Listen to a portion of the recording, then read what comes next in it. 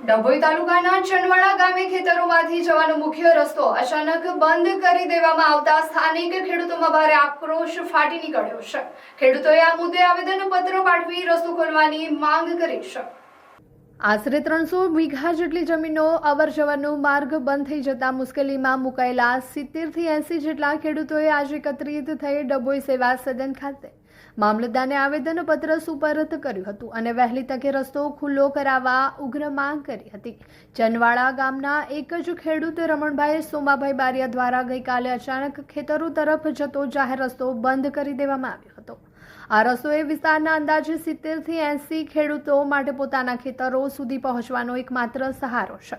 રસ્તો બંધ થવાના કારણે આશરે 300 વીઘા જેટલી ખેતીની જમીનનો સંપર્ક તૂટી ગયો છે, જેના લીધે ખેડૂતોને ખેતરમાં આવજાવ કરવા તેમજ ખેતીના સાધનો લઈ જવા માટે ભારે હાલાકીનો સામનો કરવો પડી રહ્યો છે।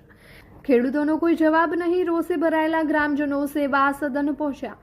સ્થાનિક ખેડૂતોના જણાવ્યા અનુસાર જ્યારે રસ્તો બંધ કરવા બાબતે જવાબદાર ખેડૂત રમણભાઈ બારિયાનો સંપર્ક કરવામાં આવ્યો અને ખુલાસો પૂછવામાં આવ્યો ત્યારે તેમના તરફથી કોઈ યોગ્ય સંતોષકારક જવાબ આપવામાં આવ્યો ન હતો। ખેડૂતના અડિયલ વલણના કારણે ચનવાડા ગામના અસરગ્રસ્ત ખેડૂતોમાં ભારે રોષ જોવા મળી રહ્યો હતો।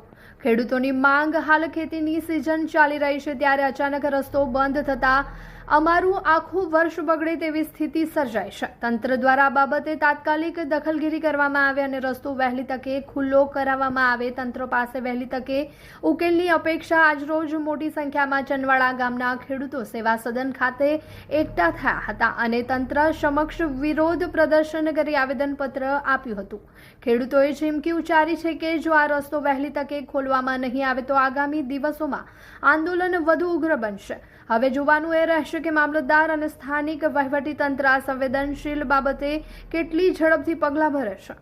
હવે અમે આજે 40 વર્ષ પહેલા અમે સરકીને જતા હતા, રમણભાઈ સોમાભાઈએ અમારો રસ્તો બંધ કરી દીધો છે એટલે અમે આવેદનપત્ર આપવા આવ્યા છે સાહેબને। કઈ જગ્યા પર આવેદનપત્ર આપવામાં આવ્યું? મામલતદારમાં।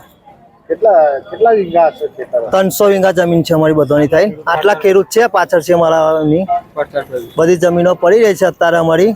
એ અમારા ટ્રેક્ટર બી અત્યારે રોડે મૂકીને આવેલા છે, 40-45 ટ્રેક્ટર છે ત્યાં રોડ ઉપર અને અમે આવ્યા છે આવેદનપત્ર આપવા આવ્યા છે મામલતદાર સાહેબને। અમારા રસ્તાનો કોઈક નિકાલ થાય એવું સાહેબને વિનંતી કરું છું મેં।